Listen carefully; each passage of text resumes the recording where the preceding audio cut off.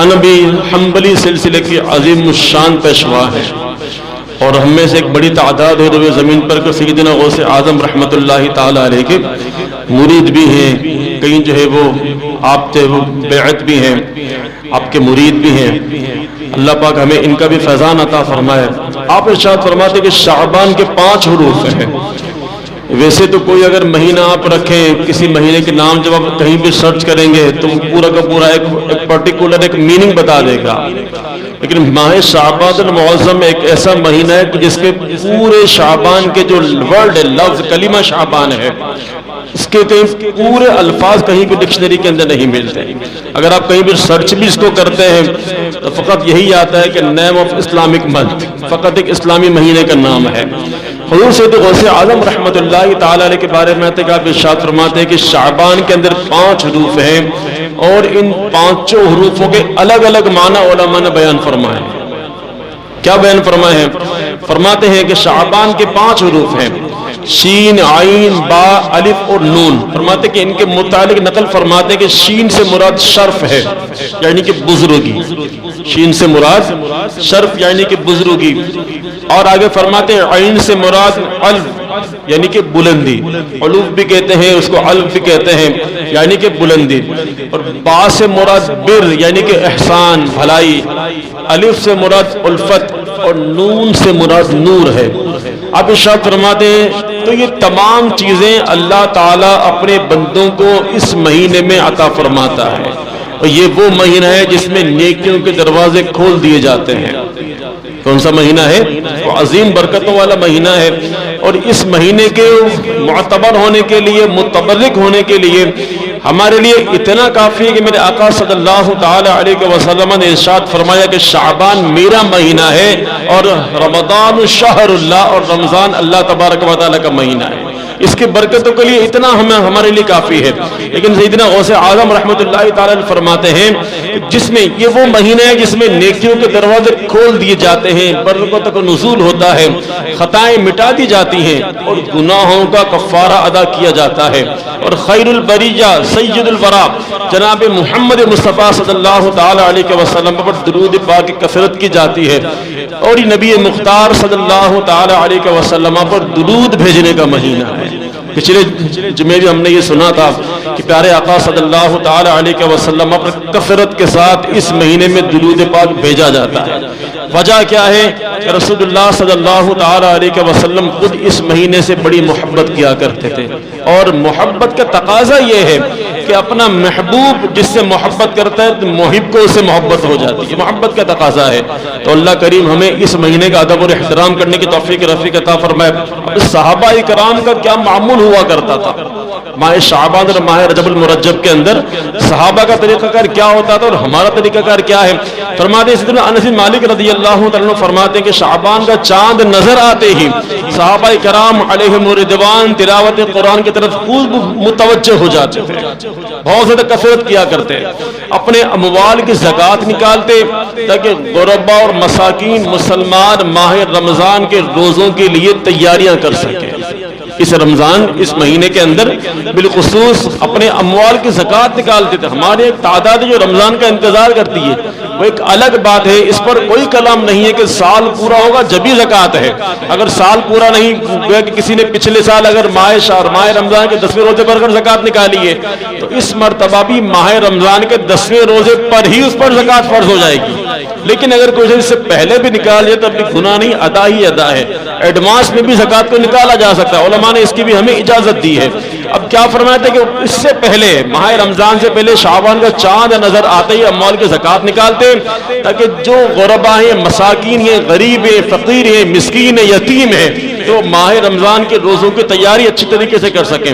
اور فرماتے کہ حکام قیدیوں کو طلب کر کے جس پر حد جاری کرنا ہوتی اس پر حد قائم کر دیتے، بقیہ میں سے جن کو مناسب ہوتا انہیں آزاد کر دیتے، تاجر اپنے قرضے ادا کر دیتے، دوسروں سے اپنے قرضے وصول کر لیتے، یوں ہی ماہ رمضان المبارک سے قبل ہی اپنے آپ کو فارغ کر لیتے، اور رمضان شریف کا چاند نظر آتے ہی غسل کر کے بعض حضرات پورے مہینے کا اعتکاف کر لیا کرتے تھے۔ یہ تھا صحابہ کرام علیہم رضوان کا طریقہ اور ماہ رمضان کی آمد پر خوشی کا اظہار۔ آج ہم اپنی جو اپنے سرکل کے اندر ذرا ہم غور کرتے ہیں تو ہمارے یہاں تو فقط ایک ہی چیز ہے کہ کوئی چیز اگر ابھی سستی ہے اور ماہ شعبان المعظم کے اندر یا 13، 14 یا 15 شعبان کو اگر اس کی کھپت میں کہیں اضافہ ہو جاتا ہے تو مجھے اس سے پیسہ کتنا ملے گا۔ پچھلے شاید سال کسی نے دیکھا ہو جب جائیں قبرستان کے اندر جو تھیلی 10، 15، 20 روپے کی ملتی تھی، گلاب کے پھول کی تھیلی وہ 50 روپے کی مجھ سے آدھی ملتی تھی۔ وجہ کیا ہے کہ نہیں بھائی بارے میں نہیں آتا۔ تو مروے کی جو گڈیاں ہوتی ہیں وہ شاید عام دنوں کے اندر 10 روپے کی، 15 روپے کی، اور ماہ شعبان کی جو بڑی راتیں 14، 15 کی اس کے اندر تقریباً 50 روپے کی ایک گڈی اس کے اندر ہوتی تھی۔ حالانکہ سب کو پتا ہے کہ اتنا بھی مطلب ہے کہ کہتا بھی نہیں آیا، لیکن اس کے باوجود کیا ہوتا ہے کہ بس ہمارے یہاں لوگ اس سے چلتے بزنس کرتے ہیں کہ کس طریقے سے جو ہے وہ ماہ شعبان المعظم کے اندر ہم نے کمانا کیسا ہے، اور پھر ماہ رمضان کی تیاریاں بھی کرتے ہیں۔ ہمارے میں تیاریاں ہوتی ہے لیکن وہ تیاریاں کیا ہوتی ہے کہ میرا مال ڈبل کیسے کرنا ہے، مجھے خراب مال نئے مال کا مجھے نکالنا کیسا ہے، اناج مجھے مہنگا کر دینا ہے، مجھے اسٹاک کر دینا ہے۔ کئی مطلب اس قدر اس وقت بہرار ابھی چل رہی ہے اور یہ سب تحت آیا ہوا ہے کہ یقین کریں شاید مارکیٹ والے وہ بہتر جانتے ہوں گے کہ اس وقت کیا کیا طریقہ کار چل رہا ہوگا لوگوں کو لوٹ گھسوٹ کرنے کا۔ حالانکہ ہرگز ماہ شعبان المعظم اور ماہ رمضان المبارک اس لیے ہے ہی نہیں۔ یہاں تو یہ درس ہو رہا ہے کہ فقط غربا مساکین پر خرچ کرنے کا ذہن دیا جا رہا ہے۔ صحابہ اکرام کے انداز زندگی سے تو یہ پتا چلتا ہے کہ ماہ شعبان میں تیاری کرتے تھے ماہ رمضان کی، کہ ماہ رمضان میں کسی طرح کا ہمیں کوئی پریشانی ہمیں نہ ہو، لیکن ہم یہاں پر نیت نئے انداز کاروبار ہم سوچتے رہتے ہیں کہ ماہ رمضان میں لوٹنا کیسے غریبوں کو۔ ہم نے آٹا، چینی، دال، چاول، دیگر چیزیں ایکسٹرا مطلب جو کچھ استعمال ہوتا ہے ان تمام کے ریٹ ڈبل کر کے، بسا اوقات عام سی دکان والا اس کے ریٹ کم ہوتے ہیں، ایک بڑا سا ہول سیل والا اس کے ریٹ بہت زیادہ ہوتے ہیں۔ وجہ نہ سمجھ میں آنے والی وجہ ہے بس کیا ہے بھائی، وہ اس کا تو اسٹاک ہوگا پرانا۔ وہ ایک غریب دکاندار جب اسٹاک رکھ سکتا ہے تو کیا اتنے بڑے اسٹاک بڑا اسٹاک نہیں رکھ سکتا؟ اس قدر مطلب ہے کہ اسٹاک اس وقت ہماری مارکیٹوں کے اندر دیکھیں تیلوں میں آگ لگی ہوئی ہے۔ 3-3 ہزار روپے کا، 3100 روپے کا 5 کلو کا غالباً شاید وہ ایک آتا کارٹن آتا ہے پاؤچ والا تیل کا، 3100 روپے کا، 3200 روپے کا، 3300 روپے کا۔ ایک مارکیٹ میں اگر 5 دکان ہے تو 5 کے ریٹ مختلف ہوں گے۔ چاول دیکھیں آسمان سے پہنچا ہوا ہے، یہی چاول ہے جو 140، 142 کا مل رہا تھا، آج بھی 210، 220 روپے کا یہ چاول ہے، ٹوٹا چاول چورا، بالکل بھاجی بنا ہوا ہے بالکل۔ اس طرح کا یہ اتنا تحت نہیں ہے جتنا آج کل ہم نے بنا دی۔ کیا کر دیا؟ یہ اسٹاک کر لیا ہے، محفوظ کر لیا ہے، روک دیا ہے اس کو۔ حالانکہ اس پر لعنت فرمائی گئی ہے جو مسلمانوں پر تحت کے دنوں کے اندر، مسلمانوں کو پریشانی کی حالت کے اندر اگر کوئی ذخیرہ اندوزی کرتا ہے تو اللہ تبارک و تعالیٰ کی، فرشتوں کی اور تمام لوگوں کی لعنت ہے اس بندے کے اوپر۔ لیکن ہمارے یہاں مطلب یہ سوچا جاتا ہے کہ نیا کس طریقے سے اپنے کاروبار میں مطلب ہے کہ زیادتی کیسے ہو، برکت کے اس کے اندر کیسے ہو۔ ہم لوگ جو ہے وہ فقط یہی سوچ رہے ہوتے ہیں، حالانکہ ماہ رمضان تو نیکیوں کا مہینہ ہے، مسلمانوں پر آسانی کرنے کا مہینہ ہے، مسلمان کی خیر خواہی کرنے کا مہینہ ہے۔ لیکن بات وہی آ جاتی ہے کہ ہمیں بھی تو مہنگا ملا ہے، آخر ہم بھی تو حرام کا نہیں لا، ہم بھی تو فری کا نہیں لا، ہمیں بھی تو اتنے کا ملا ہے۔ لیکن اس طرح مطلب ایسے لوگ، کئی لوگ مارکیٹوں کے اندر ہوتے ہیں، چرب زبان مشہور ہوتے ہیں، بہت تیز ترار وہ ہوتے ہیں اور بڑے مشہور ہوتے ہیں کہ یار بھی اس بندے سے باتوں میں تم نہیں جیت سکتے ہو۔ یقین کریں مشہور ہوتے ہیں وہ لوگ، اور حقیقتاً ہمارے علاقوں کے اندر بھی ایسے لوگ موجود ہوتے ہیں کہ دکاندار کے بس مطمئن کر دے گا، وہ مطمئن کر دے گا کہ یہ میرا سونا ہے تمہارا مٹی ہے، مطمئن کر دے گا آپ کو، آپ مطمئن ہو جاؤ گے نہیں یار ہوگا، واقعی ایسا ہوگا۔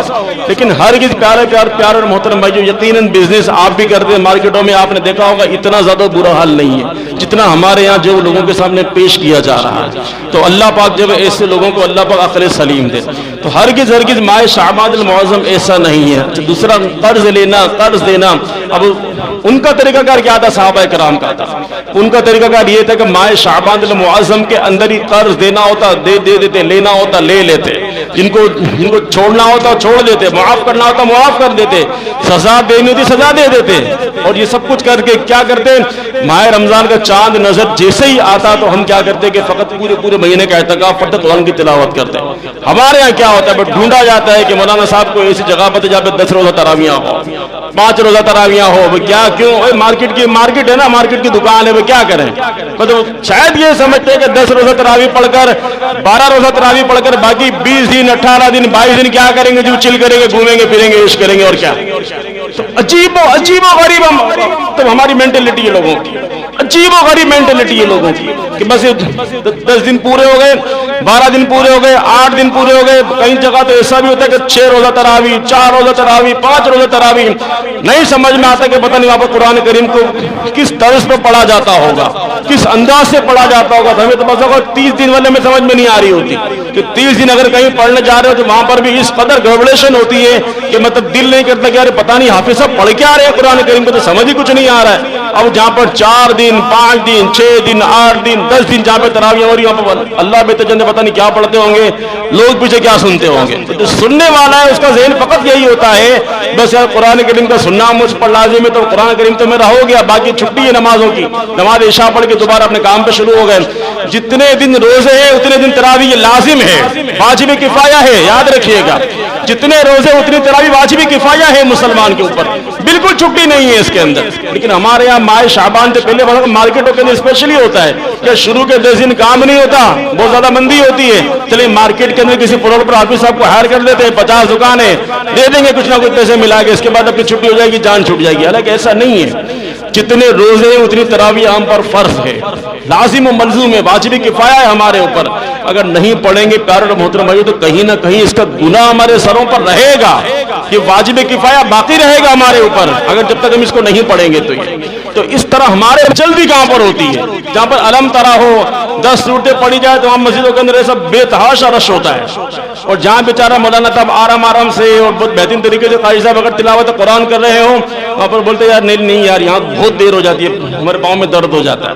यही वो लोग होते, यही वो नौजवान होते जो बाहर रोड पर खड़े खड़े पूरा महीना जो 2-2, 4-4, 5-5 घंटे क्रिकेट के मैच देख रहे होते हैं माह रमजान के अंदर, कुछ भी नहीं होता वहां पर। लेकिन मस्जिद में अगर आते हैं तो मस्जिद में ढूंढते हैं आसानियां ढूंढते हैं। कई तो समझदार भी होते हैं, नमाजें पढ़ने के लिए आते हैं, तरावी तो पढ़ते हैं, लेकिन वो खड़े उस वक्त जो इमाम साहब रुकू में चले जाते हैं। तो पता है कि इमाम साहब ने अभी पहली रकात के अंदर आधा सिपारा पढ़ना है, पौना सिपारा पढ़ना है, 2, 4, 5 रुकू पढ़ने, तो वो बैठे रहेंगे, जहां वहां की बातें करते गप्पे लगाते रहेंगे, उस खाने में जाके बैठे रहेंगे।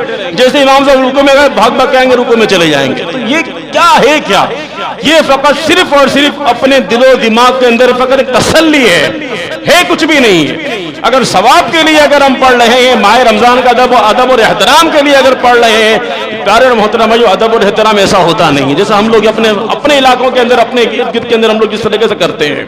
तो बिलखुसूस माह रमजान के अंदर इसका एहतमाम करना, कुरान के सुनने का एहतमाम करना, अच्छी जगह पर कुरान करीम पढ़ने का एहतमाम करना, माह रमजान में तरावी अच्छी तरह पढ़ने का एहतमाम करना, ये जिस तरह माह रमजान के रोजों का एहतमाम किया जाता है, बिल्कुल ऐन इसी के मुताबिक माह रमजान में तरावी का भी इसी तरह एहतमाम करना और पढ़ना ये हम सब पर वाजिब किफाया है। अगर नहीं करेंगे तो कहीं ना कहीं इससे हम जो है वो गुनाहगार भी हो जाएंगे। और मजीद आगे फरमाते चुनाचा अब्दुल्लाह बिन कैस रदियल्लाहु ताला से मरवी के इन्होंने उम्मुल मोमिनीन आयशा सिद्दीक़ा तय्यबा ताहिरा रदियल्लाहु ताला अन्हा को फरमाते सुना कि अंबिया के सज्जाज साहिब मेअराज सल्लल्लाहु ताला अलैहि वसल्लम का पसंदीदा महीना शाबान मुअज़्ज़म था कि इसमें कसरत के साथ रोजे रखा करते थे, फिर इसे माह रमजान मुबारक में मिला देते थे, कसरत के साथ रोजे रखा करते थे। एक बड़ी तादाद होगी जिन्होंने अभी से हिले बहाने इख्तियार कर लिए होंगे, यार मुझे तो शुगर है यार, मैं कहाँ रोजे रख सकता हूँ, मुझे तो भूख बर्दाश्त ही नहीं होती, मुझे तो घंटे घंटे में पेशाब आता है, घंटे घंटे में मुझे तो पानी की प्यास लगती है। शुगर हो ना, मुझे शुगर है, मुझे प्यास बहुत लगती है, मौलाना साहब मैं तो शरई माजूर हूँ ना, मेरे लिए तो कोई ना कोई रुखसत निकलती होगी ना, लेकिन सारे काम बिल्कुल सही तरीके से कर रहा होता है। लेकिन जहाँ रोजे की बात आती है, नमाजों की बात आती है, अपने पाँव में जोड़ दर्द है यार, अपने कहाँ खड़े रह सकते हैं। तरावी के अंदर 2-2 घंटा हम नहीं खड़े रह सकते, हमारे लिए तो शरीयत ने इजाजत दी है ना हमको। लेकिन यही वो शख्स होता है कि तो घंटों घंटों बाहर बैठकर गप्पे मार रहा होता है, उस वक्त कुछ भी नहीं होता। अब इस बात से इस क़याम की अहमियत का अंदाजा हम लगा सकते हैं कि प्यारे आका सल्लल्लाहु ताला अलैहि वसल्लम के आपके फरमान के तहत उलमा ने किताबों में लिखा है कि अगर तुम किसी को पैसे देकर किसी को खड़ा करो कि तुम मुझे पकड़ के खड़े रहो, ये पैसे लो, मुझे क़याम के हद तक मुझे खड़ा रखो, तो ये मुझ पर लाजिम और मलजूम है। इस बात से क़याम की अहमियत का अंदाजा हम लगा सकते हैं, इस बात से अंदाजा लगा सकते हैं कि अहमियत कितनी है। यहाँ तक कि फरमाया कि अगर तुम दीवार के टेक से अगर खड़े रह सकते हो, दीवार के टेक से खड़े रहो नमाज के लिए, नमाज के अंदर क़याम के लिए। इस बात से क़याम की अहमियत का अंदाजा हम लगा सकते। लेकिन हमारे यहाँ तो मतलब مجھے تو ریلیف ملنی چاہیے, میرے تو کمر میں درد ہے, مجھے تو بیک پین کا مسئلہ ہے, میرے تو جوڑوں کا مسئلہ ہے, گھٹنوں میں تو جوڑ ہی ختم ہو گئے, گھٹنوں کے غدود ختم ہو گئے, تو روغن ختم ہو گئے, پتہ نہیں کیا کیا ہو گیا, صرف اور صرف کس لیے؟ ماہ رمضان کے روزے رکھنے کے لیے, ماہ رمضان کے اندر نمازیں پڑھنے کے لیے, عبادتیں کرنے کے لیے. دوسری تمام جگہوں پہ کہیں کھڑے کھڑے کھانے کا اگر ہو تو مطلب 45 دن سے سب کھائیں گے کھڑے کھڑے, ہے نا. کئی ایسے شادی ہال ہے جہاں بیٹھنے کا نظام ہی نہیں ہوتا, وہاں پر ہے سسٹم ہی کھڑے رہ کر کھانا کھانے, زمین پہ تو بیٹھے گا نہیں وہاں بدولت. اب اسے کھڑا ہی ہونا ہے, کیا کرے گا؟ 45 دنوں کے اندر 45 جگہ منہ مارے گا کھڑے کھڑے, کچھ بھی نہیں ہوتا. لیکن ماہ رمضان کے اندر جہاں پر کھڑے رہ کر نماز پڑھنے کی بات آتی ہے, قیام کی بات آتی ہے, رکوع سجود کی بات آتی ہے, وہاں پر ہیلے بہانے ڈھونڈتے ہیں کہ مجھے کوئی ہیلا مل جائے, مجھے کوئی بہانہ مل جائے, مجھے کوئی وسیلہ مل جائے, بس مجھے یہ آسانی مل جائے کہ مجھے کوئی مولانا بتا دے کہ نہیں آپ کے لیے بیٹھ کر نماز پڑھنا جائز ہے. یقین کریں آپ. تو اس طرح کے معاملات کے جب کہ پیارے آقا صلی اللہ تعالی علیہ وسلم ماہ شعبان سے روزے رکھا کرتے تھے, کثرت کے ساتھ روزے رکھا کرتے تھے, اور اتنے روزے رکھتے تھے کہ ماہ رمضان سے ان روزوں کو ملا دیا کرتے تھے. اب شعبان کے روزے تو گویا رکھنا دور کی بات ہے, ماہ رمضان کے روزوں کا ہمارے یہاں فقدان ہے. ایک نوجوانوں کی بڑی تعداد ہے جو ماہ رمضان میں بھی روزے نہیں رکھتے. کئی ایسے ہوٹل ہیں جو یقین کریں ماہ رمضان سے کے علاوہ سے رمضان میں زیادہ چلتے ہیں. کئی ایسے ہوٹل ہیں, آلو پاپڑ والے ہو گئے, چپس والے ہو گئے, رول سموسے والے ہو گئے, نارمل دنوں میں اگر 12 بجے لگاتے ہوں گے تو رمضان میں وہ صبح 9 بجے لگا کے بیٹھ جاتے ہیں. وجہ کیا ہوتی ہے کہ گھر میں سب نے روزہ رکھا ہے, گھر والوں نے سحری نہیں بنائی, مجھے کچھ تو چاہیے نا ڈھونسنے کے لیے, اب مجھے کیا کرنا ہے, جانا ہے مجھے کہیں نہ کوئی مل جائے راستے کے اندر.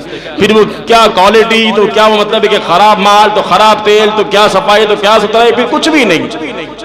بلکہ ایک بڑی تعداد ہے ہمارے یہاں. وجہ کیا بولتے کہ ہم سے روزے ہی رکھے جاتے.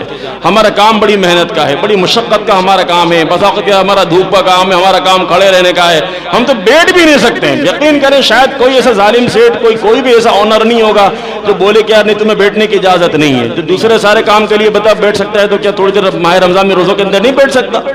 تو یہ فقط کیا ہوتا ہے, ہیلا بہانہ ہے. تو شیطان ہم سے فٹ بال کی طرح کھیل رہا ہے, ہم سے جو مرضی ہم سارے کاموں کروا لیتا ہے ہم سے, وہ اپنی مرضی کے سارے کام. یہ بھی شیطان کا وار ہے نا کہ یار تو تیری عمر بڑی ہو گئی, تجھے شوگر ہے, تو پیشنٹ ہے, تجھے بھوک لگتی ہے, تجھے پیاس لگتی ہے, گھنٹے گھنٹے میں تجھے پیشاب آتی ہے, تو نہیں کر سکتا. یہ بھی شیطان کا وار ہے, بالکل کھلا شیطان کا وار ہے. جس پر ہمارا مسلمان کیا کٹ پتلی بنا ہوا ہے مسلمان. تو ماہ رمضان میں روزوں کی کثرت کرنی ہے, اور اس مرتبہ اس رمضان کو ایک یادگار رمضان بنانا ہے. کیسے بنانا ہے؟ پچھلے اگر رمضانوں کے اندر اگر ہم نے نمازوں کی پابندی نہیں ہوئی, تلاوت قرآن کی پابندی اگر نہیں ہوئی, روزوں کی پابندی نہیں ہوئی, ماہ رمضان میں بھی وہ سارے گناہ کرتے رہے جو علاوہ رمضان کے بھی ہم کرتے تھے, تو بالخصوص اس رمضان میں ہم نے نہیں کرنا. کیا پتہ زندگی کا آخری رمضان ہو, نہ جانے دوبارہ میں موقع ملے نہ ملے, عبادتوں کا موقع ملے نہ ملے, ریاضتوں کا موقع ملے نہ ملے, کچھ نہیں پتا. پیار اور محترم, ابھی شب برات ان قریب آنے والی ہے, ابھی غالباً کوئی منگل یا بدھ کی بڑی رات ہے. تو اس میں ہم نے اس رات اللہ تبارک و تعالیٰ بنو کلب کی بکریوں کی بالوں کی تعداد سے بھی زیادہ اللہ تعالیٰ گناہ گاروں کی بخشش فرما دیتا ہے. بنو کلب کی بکریوں کے بالوں کی تعداد سے بھی زیادہ. تو اس میں مطلب کیا بعید کہ ہمارے لیے بھی پتہ نہیں کیا لکھا جائے گا کہ اس سال مرنا ہے کہ نہیں مرنا. ہر چیز اللہ تبارک و تعالیٰ اس رات لکھ دیتا ہے, ہر چیز. کہ پورے سال کے ہمارے نامہ اعمال کے جو ہمارے رجسٹرڈ جو ہیں, وہ جو دفتر ہے ہمارے رجسٹرڈ ہیں, وہ سارے کے سارے رب عز و جل کی بارگاہ میں پیش ہونے ہیں کہ پورا سال ہم نے کیا کیا. اور پھر جیسے ہی مغرب کا ٹائم ہوگا تو مغرب کی نماز کے بعد نئے اعمال کا سلسلہ ہمارا شروع ہو جائے گا. تو شیخ طریقت امیر علیہ سنت ارشاد فرماتے کہ کیا ہی اچھی بات ہے کہ جب نامہ اعمال ہمارا شروع ہو, 14 رمضان جو آخری دن ہو نامہ اعمال کا, اس وقت بھی ہم روزے سے ہوں, مسجد کے اندر ہوں, نوافل ادا کر رہے ہوں, ذکر و درود میں مشغول ہوں, اور جیسے ہی مغرب کی نماز کے بعد دوبارہ جب نیا سال کا سلسلہ ہمارا شروع ہو جائے نامہ اعمال کا, تو اس وقت بھی مطلب حال یہ ہو کہ مسجد کے اندر ہوں, نوافل ادا کر رہے ہوں, تو یقیناً اللہ تبارک و تعالیٰ کی رحمت سے مطلب کوئی چیز بعید نہیں ہے. تو ہم میں سے ایک بڑی تعداد ہے کہ جو ان ایام کے اندر بھی جو ہے وہ مطلب عجیب و غریب حرکتیں کر رہے ہوتے ہیں. جیسے کئی ایسے سمجھدار لوگ ہمارے یہاں ہوتے ہیں, جاہل تو میں نہیں کہوں گا, جاہل تو وہ ہوتے ہی نہیں ہے نا, وہ سمجھدار ہیں. یہ کہہ سکتے پڑھے لکھے جاہل ہیں, یہ کہہ سکتے ہیں. وہ کیا کرتے ہیں, اپنے گھروں کے باہر, گھروں کے اندر آتش بازی کے باقاعدہ پروگرام کرتے ہیں. پوری رات آتش بازیاں چل رہی ہوتی ہے, مسجدوں کے باہر اندر یہاں ذکر و درود ہو رہا ہے, نوافل ادا کیے جا رہے ہیں, جماعتیں چل رہی ہوتی ہیں, محافل چل رہی ہوتی ہیں, دعائیں خیر چل رہا ہوتا ہے. اور باہر مسجدوں کے باہر کیا کئی ایسے من چلے نوجوان جو ہوتے ہیں ہوا فائرنگ کر رہے ہوتے ہیں, عجیب و غریب حرکتیں کر رہے ہوتے ہیں. یہ سب کا سب یاد رہے پیار اور محترمہ، جو حرام اور جہنم میں لے جانے والا کام ہے۔ اگر گھر کے اندر اپنے بچوں کے لیے لا کے رکھے ہوئے ہیں، پیسے دیے ہوئے ہیں، اور کئی مطلب اس کے اندر میں مطلب جن کو میں نام سے جانتا ہوں، بڑے بڑے سیٹ ہیں وہ، کہ ان کی گاڑیوں کی ڈگیوں کے اندر 14 شعبان کی شب کو رات کو جو ہے وہ ٹھیک ٹھاک اس کے اندر مواد آتا ہے، اس طرح زہریلا مواد آتا ہے۔ کیا کرتے ہیں اپنے گھروں کے اندر پھر یہ سلسلہ کرتے ہیں، پھل جھڑیوں کا، بموں کا، آتش بازیوں کا، اور عجیب و غریب حرکتیں کر رہے ہوتے ہیں۔ اگر ہم میں سے کوئی ایسا ہے تو اسے معافی مانگنی چاہیے۔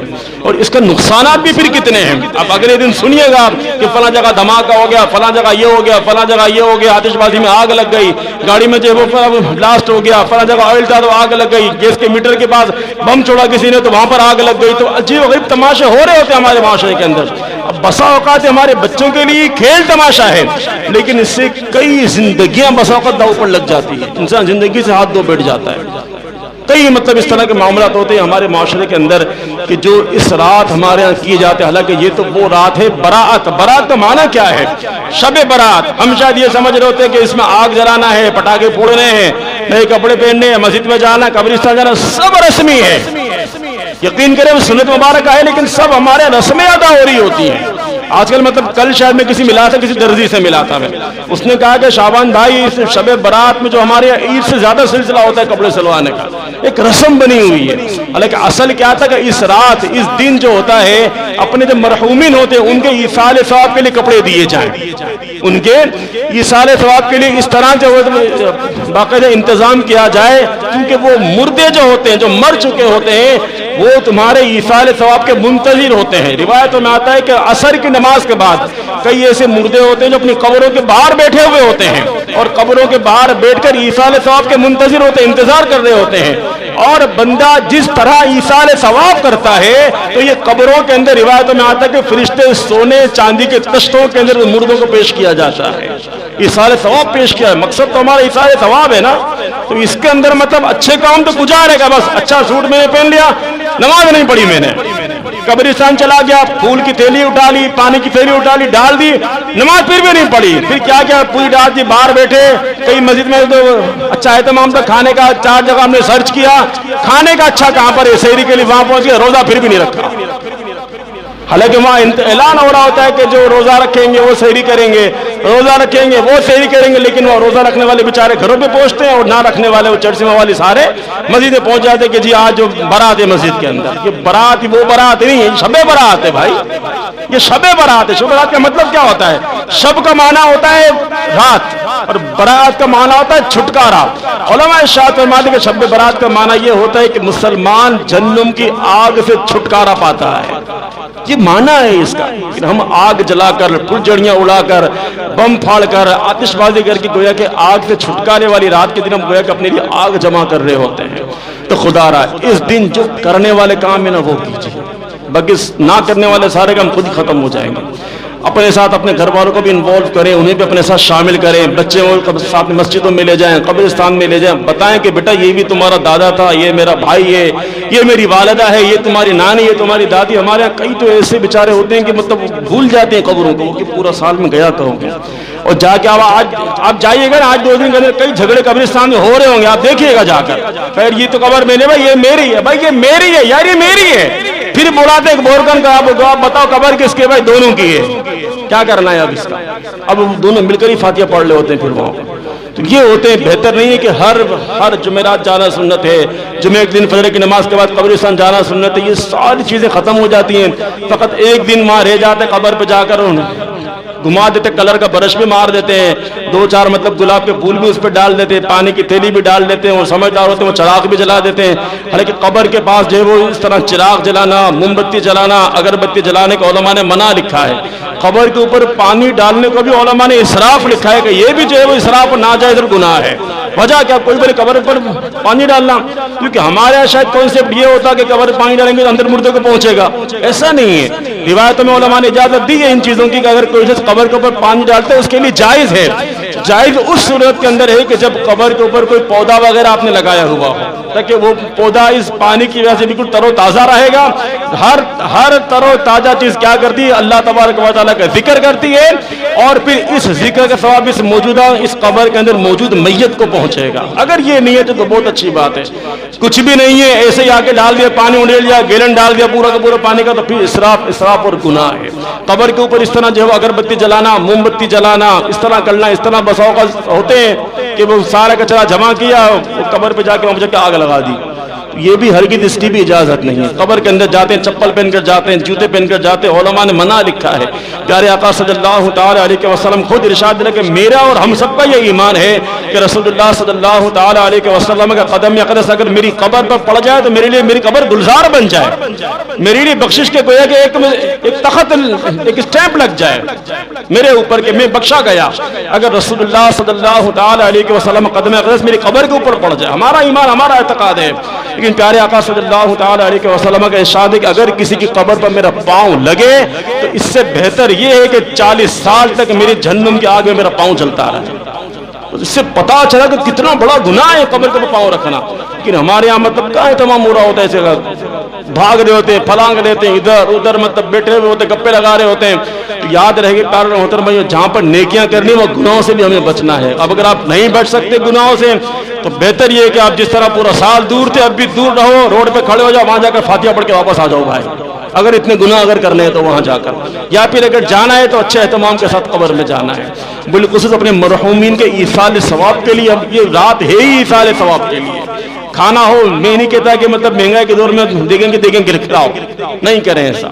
جو گھر کے اندر بنا ہے اس پر سورہ یاسین شریف پڑھیں، سورہ اخلاص پڑھیں، سورہ فاتحہ پڑھیں، مرحوم کے لیے پیش کر دیں ایصال ثواب۔ کیا پتہ اللہ تبارک و تعالیٰ کس کا پڑھنا اپنی بارگاہ میں قبول فرما لے۔ تو اس پر ہمیں پیاروں اور مطلب یہ فوکس کرنا چاہیے۔ قبر پر جائیں، بے شک جائیں، جو کچھ کرنا ہے ذکر و اذکار کرنا ہے، یاسین شریف پڑھنی، موبائل کا دور ہے، یاسین شریف پڑھیں، بلند آواز سے پڑھیں، اتنی آواز سے پڑھیں کہ جو موجود ہے وہی سن سکے، ورنہ اور لوگ بھی سنیں گے تو ان کے لیے پھر آزمائش ہو جائے گی۔ تو اس طرح جس قدر ہو سکے اچھے کام ہم نے کرنے۔ اس رات جہاں پر اللہ تبارک و تعالیٰ اتنے لوگوں کی بخشش فرماتے ہیں، وہاں پر کئی بندے ایسے ہیں جن کی بخشش نہیں ہوتی، کئی لوگ ایسے ہیں، کافی تعداد میں علماء نے ان کے نام لکھے، لیکن چند ایک میں آپ سے عرض کرتا ہوں کہ زانی، زنا کرنے والا، سود خور، سود کھانے والا اس رات نہیں بخشا جاتا، ماں باپ کا نافرمان اس رات نہیں بخشا جاتا، شراب پینے والا اس رات نہیں بخشا جاتا، اور اسی طرح تکبر کے ساتھ اپنے پانچوں کو نیچے لٹکانے والا، تکبر کے ساتھ اپنے پانچوں کو نیچے لٹکانے والا اس بندے کی بخشش نہیں ہوتی۔ ایک روایت میں آتا ہے قاتل جو قتل کرنے والا ہے اس رات اس کی بھی اللہ تبارک و تعالی بخشش نہیں فرماتا، نظر رحمت نہیں فرماتا۔ یہ وہ عظیم رات ہے کہ روایتوں میں آتا ہے کہ سیدنا داؤد علیہ نبی علیہ السلام کے بارے میں آتا ہے کہ آپ ارشاد فرماتے ہیں کہ یہ وہ رات ہے، یہ بڑی رات شب برات، یہ وہ رات ہے کہ اس دن اللہ تبارک و تعالی آسمان دنیا پر تجلی فرماتے ہیں اپنے شان کے لائق، اور ارشاد فرماتے کہ ہے کوئی معافی کا طلبگار اسے معاف کر دیا جائے، بخشش کا طلبگار کہ اسے بخشش کی جائے، اولاد کا طلبگار کہ اسے اولاد دی جائے۔ لیکن ہمارے ہاں لوگ کیا ہوتے ہیں، اپنی حرکتوں میں لگے ہوئے ہوتے ہیں۔